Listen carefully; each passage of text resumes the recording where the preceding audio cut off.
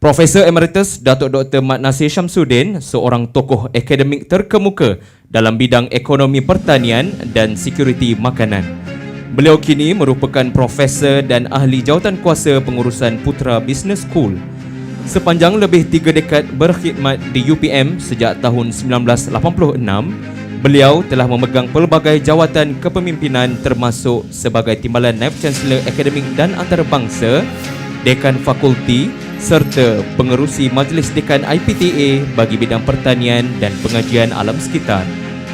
Beliau berkelulusan PhD dalam ekonomi pertanian dari Mississippi State University dan sarjana muda dengan kepujian tinggi dari Louisiana State University, Amerika Syarikat. Profesor Emeritus Datuk Dr. Nasir juga aktif memberi sumbangan dalam pelbagai jawatankuasa penasihat di peringkat kebangsaan dan antarabangsa, termasuk sebagai ahli Majlis Penasihat Pertanian Negara, penasihat projek-projek pembangunan pertanian serta perunding kepada organisasi seperti Bank Pembangunan Asia ADB dan APEC. Beliau telah menghasilkan lebih 250 penerbitan ilmiah, menyelia lebih 90 pelajar siswazah dan sering dijemput menyampaikan ucap tama berkaitan dasar perdagangan pertanian dan sekuriti makanan di peringkat ASEAN.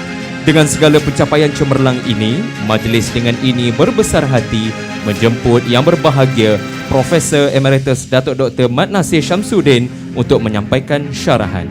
Dipersilakan.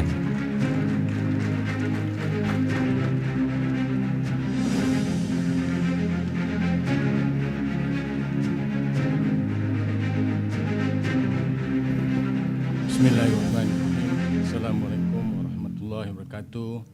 Salam sejahtera dan juga selamat petang. Macam nak bagi inaugural pula. Saya rasa mungkin saya dapat profesor tahun 2000. Jadi selepas 2-3 tahun tu bagi inaugural. Jadi dah lama lah. Tapi di bilik ini. Di bilik ini. Yang berbahagia Datuk Profesor Insinyur Dr. Ahmad Farhan Muhammad Sadullah, Naib Chancellor Universiti Putra Malaysia. Yang berbahagia Profesor Dr. Zamri Sakawi, Timbalan Naib Chancellor Penyelidikan dan Inovasi, menjalankan fungsi Timbalan Naib Chancellor Akademik dan Antarabangsa.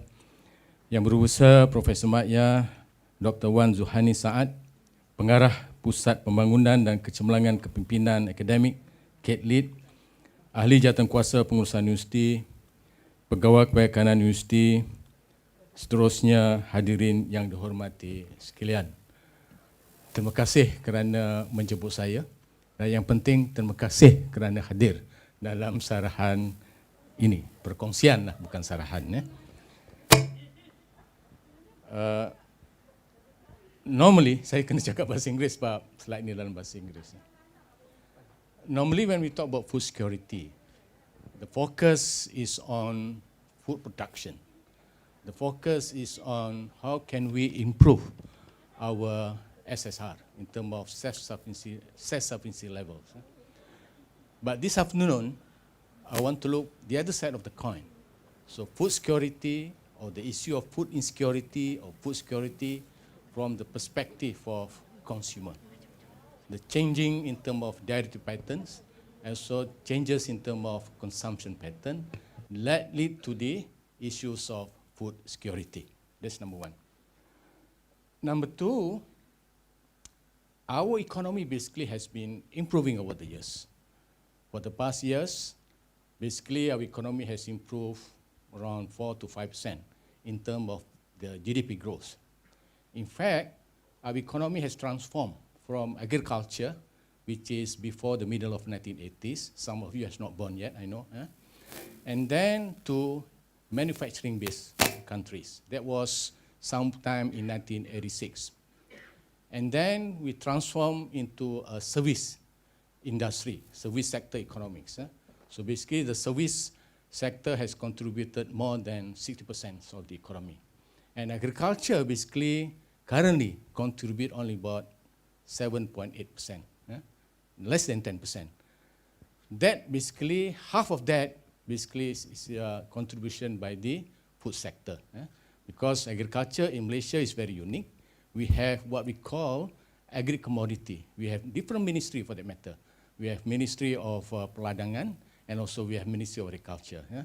So Ministry of Agriculture basically taking care of the food sector, consisting of the crops, livestock, and also the fishery. Now, although our economy has transformed into basically a service sector economies, and yet the issues of food security is still very, very pertinent. That's why, although I have retired, I can still be engaged by the industry because the issue of food security. Yeah? If you look at the SDG report, this is 2025 report, but the data was in 2023. Out of all these 17 SDGs, basically in terms of SDG 1, no poverty, we have achieved very, very well. That's why we have upward in terms of the arrows here, green and upwards. But in terms of food security, which is zero hunger, SDG 2, the arrow is horizontal. That means we are not still doing very well. So also for SDG 10 on inequality, in terms of the income. So with these two, then that's why this afternoon I want to talk about food security from the perspective of consumer side. Zero hunger, and yet because of income equality. Therefore, later in my policy suggestion, so looking more of how can we narrowing the gaps of the income in our society, in our economy. So basically, the conclusion here from this one, although our economy has been improving over the years, but the food security is not inclusive. Because inclusive means, although we high income growth, and yet there are a lot of people who are still facing hunger. So this is the data basically here that it's not very clear, but and yet basically around 2.5% of our population in Malaysia are suffering from hunger. And this one also not very clear. So basically here is that, it's not clear, but anyway, I can read from here. From 2000 to 2024, for the past 24 years, the proportion of children under 5 years which are stunted increased from 19% to 24%.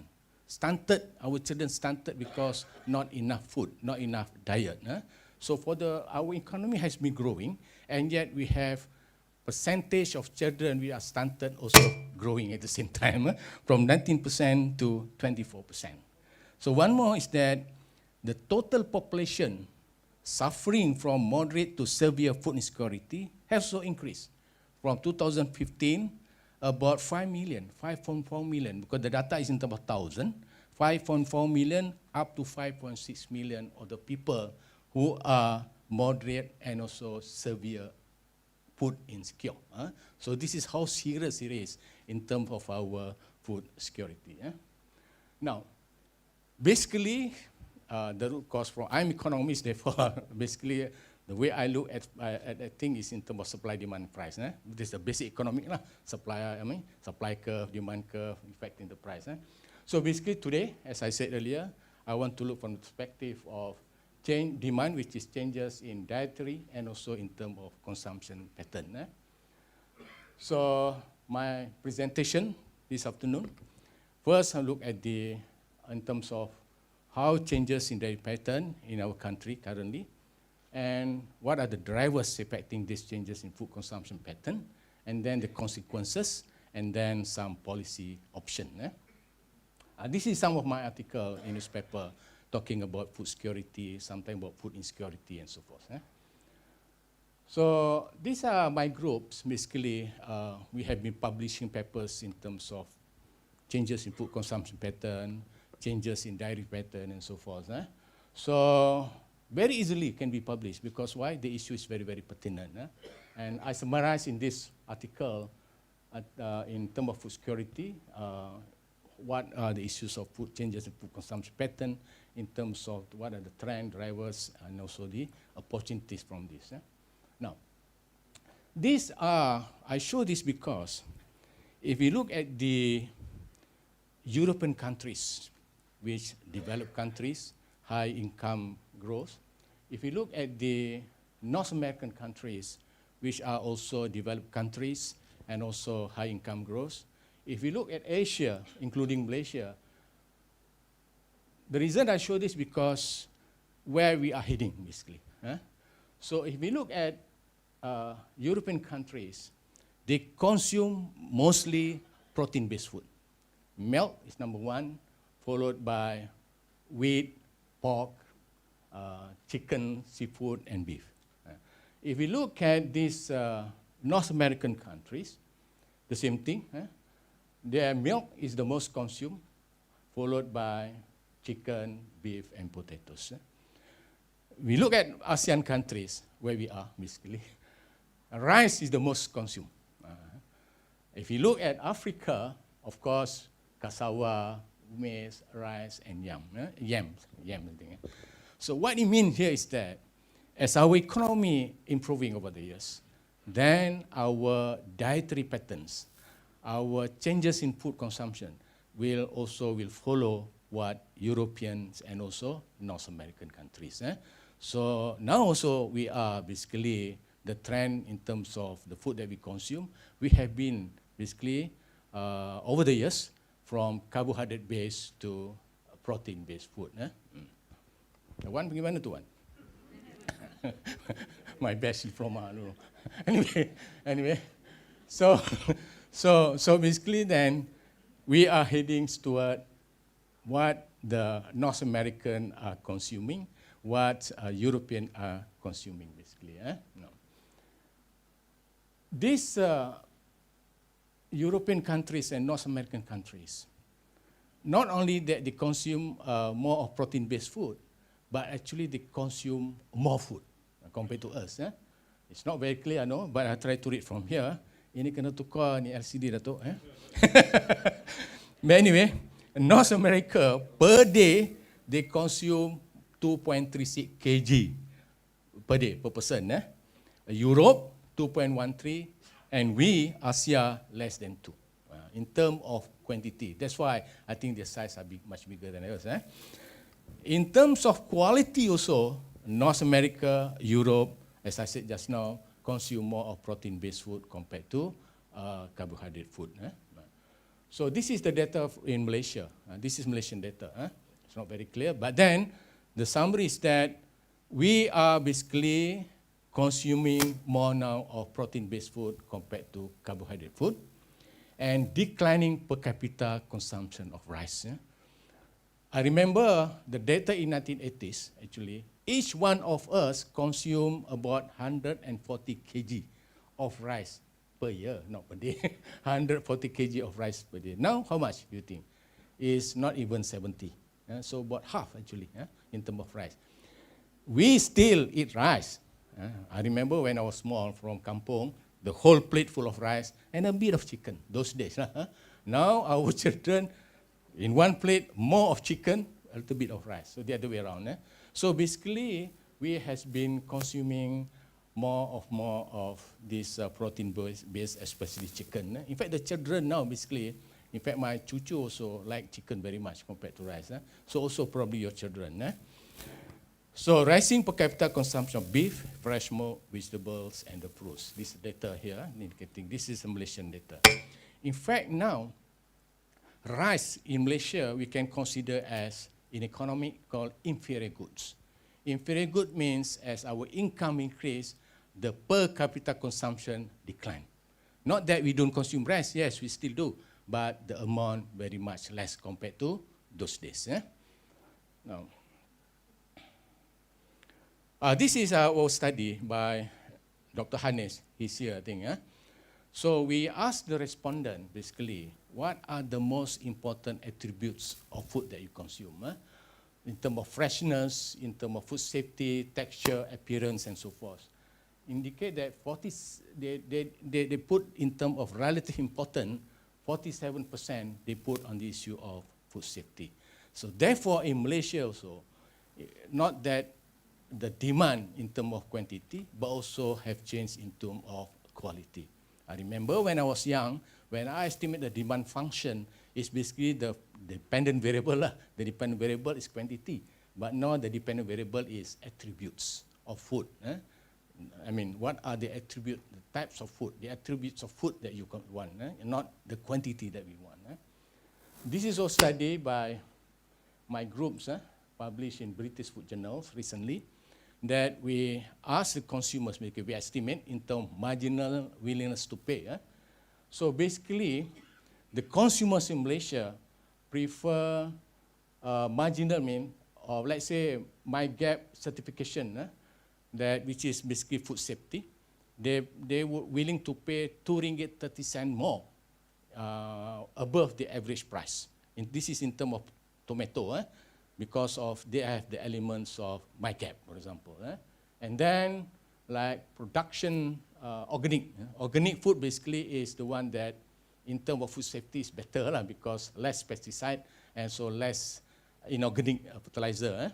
So they are willing to pay RM2.70 more. So this basically that our consumers, not only in terms of changes in terms of from carbohydrate to protein base, but they are also willing to pay higher prices if the food has attributes of food safety elements. So this is basically conclusion in terms of changes in food consumption pattern and so dietary patterns. So basically our consumers converge towards Western diet. As our income increase, we more consuming a lot of like steak and so forth. And higher income elasticity, for those non-economists, income elasticity means as our income increase, what are the changes in terms of the demand. So higher income elasticity for wheat-based compared to rice product. That means as if our income increase, we tend to consume more of wheat-based like bread compared to rice. So that's why the consumption of wheat has been increasing. We don't produce wheat at all, actually. We import. But then this is what our consumers want. And then declining per capita consumption of staple food like rice, which I mentioned just now. And the income, let's say, for meat is very, very high. That means as our income increase, the demand for this product, like meat, fish, fruit, vegetable, is very, very high. The demand for rice declining in terms of the income elasticities, but in terms of meat, fish, fruit, vegetables has been increasing over the years. And one more thing is that the demand for red meats in terms of the income elasticity. As I say, income elasticity means the effects on the demand as our income increase. For red meats is much higher compared to white meat. Red meat like lamb, beef, compared to chicken. So the demand for this has been increasing compared to chicken. So this is basically in conclusion what our consumers want actually. Once in terms of quantity, that means we demand more food basically as our income increase. And then in terms of quality, better food safety elements, attributes. And then convenience in terms of packaging and so forth. And then in terms of food safety, certainly, health food is making more popular now. And also with all those attributes, but affordable prices. The price must be affordable, and yet they have better attributes. So these are basically the changes in terms of diet pattern. Why this has happened? Our studies indicate that, Nasir Shamsudin 2010, well, a long time ago. But anyway, number one is economic factors actually. All over the world, including our country, the economic factors, income growth is the dominant factor that affect the changes in terms of food consumption patterns, because it push up middle class consumers, the purchasing power. Other than that, because of market development, we have supermarket now, urbanization, people have not much time in terms of growing their own food, of course, lifestyle and so forth. Because of these drivers, and then this is the effects in terms of changes in dietary patterns, more of protein-based compared to carbohydrate-based, decrease in the consumption of rice, and also emerging pattern for the demand for attributes. So now, basically, for the young lecturer here in my field, so we are talking about the demand is not in terms of quantity anymore, in terms of attributes, what the consumers want. They eat rice, what type of rice do they want? If they ate beef, what type of beef do they want? So these are the new issues as our income increase. Now, so what are the consequences? We know that there are changes in dietary pattern. What are the consequences? Now, basically because of this, then we are import-dependent countries now in terms of food. Our trade deficit, our trade is increasing, it's okay, but our trade deficit has been increasing over the years. Malaysia has become increasingly reliant on imports of food to meet the growing demand. And also, as a consequences, we have been recording larger and larger food trade deficit. This is data from DOSM that, coconut also we import a lot now. I think nak buat kari apa. So something like that. Where is it now? Okay, yeah. Coconut, chili also we import more. I don't know why. But anyway, more importantly, here's mutton here. You see, mutton used to be, we don't eat lamb that much. Used to be, but now kalau ada majlis raya tak ada kambing golek Datuk tak sah sebenarnya sekarang ni mesti ada kambing golek. This is a new pattern actually. So which we don't have that last time, but now we are having that. Also in terms of beef, mustard, and so forth. So this is basically the effects of changes in food consumption pattern. Looking at the data for the trade deficit, from 2024, this is the latest data. Our trade deficit is about 43 billion ringgit. Deficit here means that we import more, 43 billion more compared to what we export. It doesn't mean bad as economists, basically, because as our income increase, of course, we want to consume imported fruits, grapes, so much so that expansion of SST. Remember the other day, the government tried to put tariff on imported of goods because this opportunity for the government because the import of fruits is becoming more and more. Then they put a SST there. So it's been increased from 2022 about 31 billion, but now it's about 43 billion just in the short of 3 years. And also looking at the import dependency ratio also has been increasing over the years in terms of staple food. It is, for me, it is okay to have trade deficit if we can basically consume food that we cannot produce our own. But the thing that if we import more and more of cabbages, more and more of chili, then I think it's worrying to us, because these are the goods that or the foods that we can produce our own, and yet we import. We know. Because as economists, basically, to answer this question is in terms of relative return, basically. Meaning that that's why we have close to 9 million hectares of palm oil palm. If we go from Kuala Lumpur to Johor Bahru, my hometown, Pasir Moa, every kanan kiri is oil palm basically. But we rarely see food production because the return, per ringgit return on palm oil much better, and per ringgit return from the land is much better. But the issue is, how come that way? What are the incentives given to food production? So that is the issue basically. So basically food production is not that it is not lucrative, but comparing to palm oil is more lucrative. That is the issue. That's why we have 9 million hectares of land for palm oil.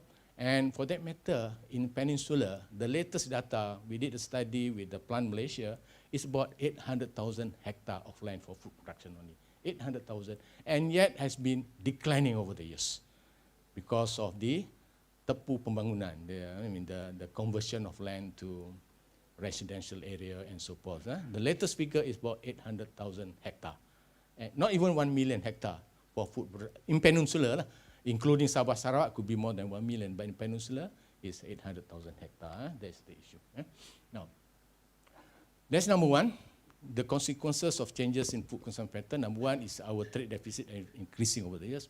Second is rising food prices. Mainly because not only in economic we have cost push and also demand pull. This is mainly because of demand pull. Demand pull means because of increasing the demand.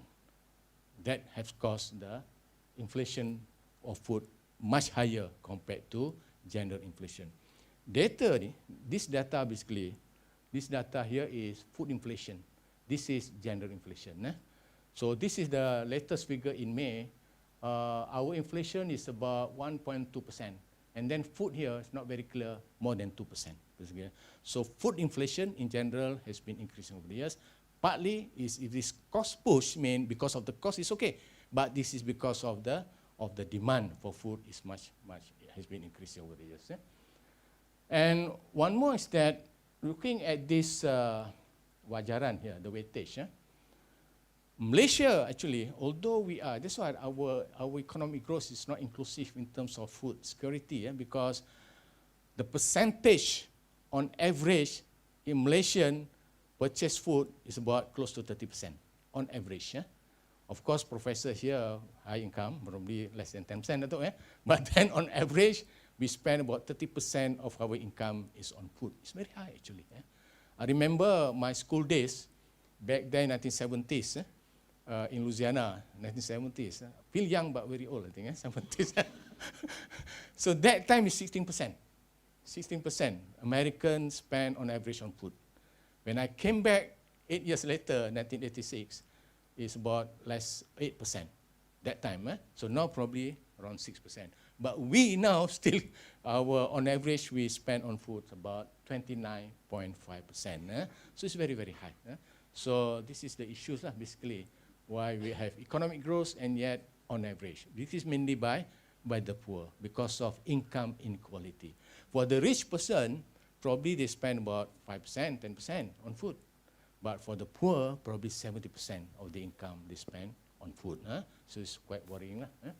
So that's one. Number two, because of these rising food prices, then issues of affordability. This is happening in Kuala Lumpur. Data by UNICEF in 2024, about 52% of the children consume less than 3 meals a day.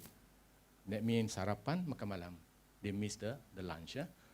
So approximately 7 in 10 households, about 70%, 7 or 10 households, spending more on eggs compared to 52% during the pandemic. That means post-pandemic, people become not affordable in terms of food. Dia banyak makan telur je sebenarnya. That's not 2024. The consumption of unhealthy food like Maggi rose 46%, turning to instant noodle compared to 40% during the pandemic. So during pandemic, it's only 40%. But after pandemic, 46% people makan Maggi malam-malam. So there is issue. Satu, budak-budak makan 2 kali, tak sampai 3 kali, and yet makan banyak telur dan juga makan Maggi. So that's the issue. This is survey, but this is survey in Kuala Lumpur lah, urban poor Kuala Lumpur. It doesn't mean reflect the general consumption pattern of Malaysia. This is the poor area of Kuala Lumpur, basically. That this data. No. So summing up the consequences because of changes in dietary pattern, we have, of course, number one is high import dependency ratio. Second, trade deficit has been increasing over the years. And of course, pressure on food prices, and then issue of affordability. So these are basically the consequences of changes in food consumption pattern. Now, what should we do then? This is possible policy action. According to FAO, of course, we put it also in terms of blueprint. It's the brainchild of our Datuk VC. So we also have included this in terms of our 4 pillars of, this is not 4 pillars of food security, it's a 4 pillars of, in terms of policy, in terms of policy of food security.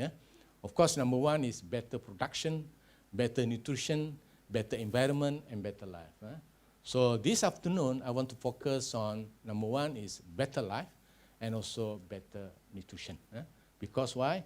The perspective of food security from changes in dietary patterns. No. This is from RMK 13.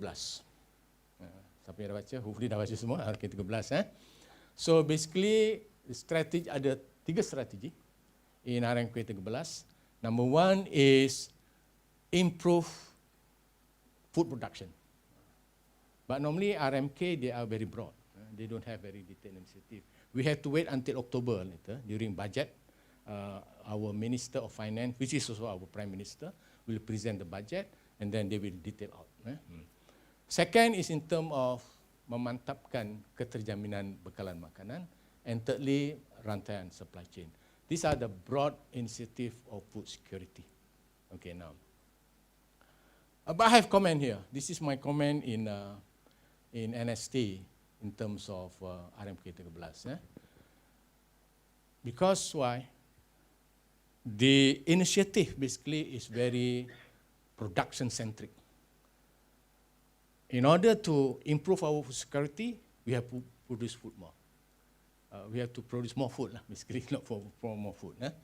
But the thing is, if you have more food, of course the price hopefully will be cheaper, but it does not basically tackle the issue of affordability. Whether the people are afford or not to consume, to purchase food, and also the issue of accessibility of food, whether people can get access to the food or not. So there's my comment here in terms of, and also in terms of risk management. Crop insurance has not been mentioned. That's basically crop insurance. In terms of Malaysia food resilient on risk management. This is my comment in terms in NST of RMP 13. Now, so normally, when we talk about food security, the policy, then of course we had to tackle these 4 pillars. I'm sure you know, availability of food. The scheme what to call food security is whether the food is available or not. And there's availability. Second, one is available, whether it is people can access to the food or not. Thirdly, one, the food is access. Access means the market is there, basically. Whether the people can afford to purchase or not, and utilization is whether the food is safe or not, basically. The food is there in the country, and it is accessible to food, but the issue whether the food can be consumed or not. That's the third one. The fourth one is whether the food is always there. This is basically the pillars of food security. But, of course, this afternoon, I want to discuss in terms of accessibility and utilization only. This one, of course, we have been discussing several times. So there are 3 policy options that I think in terms of how can we improve our food security because of changes in dietary patterns. Number 1 is improving income inequality for better nutrition. Second, equitable consumption of stable rice. Thirdly, improving market failure. Nanti saya explain apa tu market failure. It's a very economic terms. Anyway, Profesor dia kena sedikit term-term yang economic lah. Yang awak tak faham. But anyway, first one. This is basically the basic statistics of our income. Economic growth. Basically, a country, the goals of microeconomics perspective. Kalau our Minister of Finance present budget, basically, there are 3 goals. Every country must have 3 goals. Number 1 is how can we improve our GDP. GDP ni gross domestic product. It measures the richness of the country, the product that we can produce, product and also services. That's number 1. Number 2, kenapa ni? Number 2 is unemployment. I mean, the country must be rich and all the people can get the job. And thirdly is inflation. Low overall inflation, meaning that people can purchase the food, affordable. So basically the goal is the richness of the country, the price is not very expensive, and everybody can get the job. These are basically the goals of any country. Any country must have this kind of goals. So we are okay, basically, as far as this goal. You look at all these statistics. This is statistic in quarter 4 of 2024. It's not very clear. But anyway, so all this our population, about 34 million, our unemployment is about less than 4%, about 3.2% is good. Actually, full employment is, our employment is less than 4%. Because kadang-kadang orang ni berhenti sekejap, nak cari kerja lain dan sebagainya. So anything less than 4%, we are considered as full employment. And then, because our GDP pun okay, inflation also less than 2%, everything. So it's everything okay. This is basically what our data says. But here is another issues in terms of income inequality. In economy, we measured by Gini coefficient. If we look at Malaysia, 0.394, dia lagi kecil, lagi bagus lah. 0.01 is much better lah. That means the income is a bit equal from T20. That's why our society, we divide it into 3 categories. T20. In fact, the other day the government want to have elite group of T20. I think, so T20, M40, B40, and so forth. So, but we look at Korea and Japan, much lower than us. 0.329 for Korea, Japan 0.31. That means the population, as far as the income, is very much, not to say equal, but very much closer. For us, it's a bit diverse because of 0.394. Kalau 1, that means perfectly unequal. So this is basically the inequality coefficient. So basically, although it's not touched, probably it's touched somewhere in RMK 13, but then I think this should be because of the changes in food consumption pattern, dietary pattern, a lot of consequences. We import more food and so forth. And there are a lot of people get hunger. Just now about 5 million people who are in moderate and severe food insecurity. Therefore, I think the strategy should be more of how to make the income of a country, not to say equal, but close together. So this one, of course, normally in any country they have progressive tax. We are doing that actually. But the thing is, our social protection and income transfer has not been implemented very well in our country. How the poor can be in terms of protection by the government, in terms of social protection. I will touch later about the second initiative because our targeted subsidy, so to speak, is not well implemented. I think the other day the government also implement PADU, but so far PADU has not been utilized. How to implement in terms of targeted subsidy to the poor. But anyway, this should be one of the initiatives should be to strengthen this initiative, strengthen social in terms of the safety net, and also in terms of public expenditure, healthcare, education, infrastructure, and so forth. So I think this must be pursued in terms of so that the income of a country must be not widening over the years. That's number 1. Number 2, this is very, very sensitive in terms, although the per capita consumption of rice has been declining over the years, but we still eat rice every day, at least 2 times a day lah, lunch and also dinner. Perempuan banyak lunch lah, tak ada dinner, I know. But anyway, but for us, we have at least twice a day lah. Cuma quantity tu mungkin kecil sikit, dah tak banyak. But anyway, the issue of absence of local rice. We produce actually, the latest data, although we target about 70% want to produce our own rice, but the latest figure is about 58%. 58% we produce our own rice. Let's say 60%. So theoretically, 60% of local rice must be in the market, correct? I mean, we produce 60%, but sometimes it's 0%. This is what happened. So why? Because of what we call tukar baju. The word is tukar baju. Tukar baju means we mix the imported rice with the local rice and sell it as imported rice. That's called tukar baju. It has been proven by Mardi actually the other day in newspaper. Mardi has been proven that is in terms when you buy imported rice, actually there are a lot of local rice there, and they put it as local. The reason is that why this happened, because we cannot sell a product which is have the same characteristic to different price level, because when imported white rice and our local rice, we cannot differentiate actually.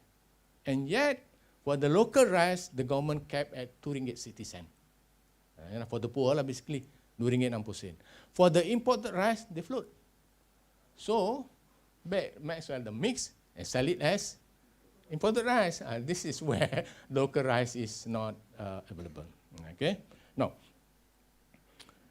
the last time when I was in the Majlis Penasihat Pertanian, I raised this issue actually. I think, why do we just float the local rice? Float the local rice, replace the price with float local rice. Of course, then if we float the local rice, then we affect the poor, orang miskin. Rice is very important, remember? Actually, in our country, there are two items which is very important. One is rice, what is the other one? Chicken. If these two products is very, very important. The price of fish increase doesn't matter. The price of beef increase doesn't matter, but not the price of chicken. Basically, Prof is here, the chicken man. Basically, so this is very important. So my suggestion is that actually just float the local rice, but we give targeted subsidy to the poor. Because why?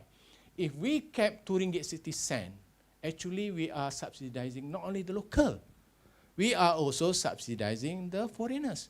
Remember, we have 2 million Indonesian here, although my ancestor also Indonesian, orang Jawa. And also we have how many Bangladeshi? They are all rice eaters. So we are actually subsidizing them. So the best way is to float the local rice, and then we use the system padu, just now, and those who are very poor, we give cash transfer. Or that's what we call targeted subsidy. Macam-macam boleh buat. Gunakan because my card ke, yang miskin, dia tap aja, oh you guna miskin, boleh beli. So things like that. So that would be the best actually. But then, of course, if the price is very, very high, then of course will affect the what you call the society lah. So we must have like trigger price. To implement this effectively, a trigger price should be established. If the price exceeds this trigger price, the target subsidy would be activated. If the price market price sometimes very low, then of course we don't have to have targeted subsidy lah. Then this I think will save the government budget actually in terms of the fiscal expenditure. So, and then one more is that we have to change input-based to output-based subsidy. Currently, the subsidy to the rice farmers is based on hectareage.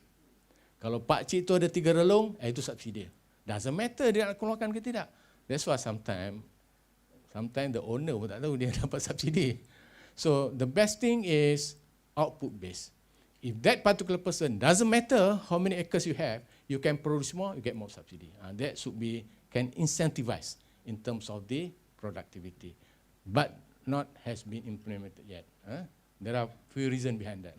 But anyway, if you're talking about, kenapa dah hilang?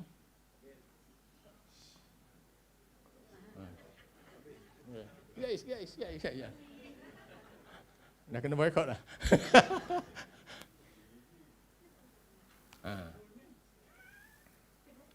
Kena hack, So this is basically if we are talking about equitable consumption of staple. Rather than put it RM2.60 for the poor, we float the local rice, but we give targeted subsidy to the locals only. Those who are very poor and yet they are locals. So this is much better mechanism. And thirdly is in terms of improving market failure. Remember just now that I showed that people are willing to pay more in terms if the food has better food safety attributes. Willingness to pay just now. I mean, our study lah. Actually, the study is by Dr. Nurul Nadia kat sini. So ni anak didik saya lah kat sini. So basically then we should basically use this willingness to pay in terms of how can we introduce what we call market-based instrument. Market failure ni basically doesn't mean that market fail. Tetapi market failure means the way we allocate resources is by private optimality, meaning that we are talking about what we call the marginal private benefit by the private macam kita, and also the private marginal cost, bukan the interest of the society. That's what market failure means. Now, so basically, in our food safety punya food scientist here, if you are here, then it's necessarily by regulation. So we have not introduced the market-based instrument. So normally, if you use market-based instrument, like for example, of course I'm not going to detail out here, perguruan tax ni. Nama orang tu perguruan tax. So we can use that. Not implemented yet. If we can introduce this perguruan tax, basically we punish those producers which are practicing unsafe practices, and also we reward those who practicing a safe production process. This is basically the perguruan tax. So we give tax to those unsafe practices, but we give incentive for those who are comply to the food safety. So this, I think, if this can be implemented normally in developed countries, market-based instrument is much more compared to command and control. Command and control ni macam the regulation lah, basically, regulation and things like that. So you see, in economics we have what we call environmental coolness curve. So basically, as our income improve, the demand for better environment is more. So the demand for food safety attribute is more. So as our country also approaching to that levels, then of course with high income elasticity, somehow economists need their elasticity is very important. In fact, if I'm teaching the basic economics, at least 2-3 weeks is on elasticity. It's the element.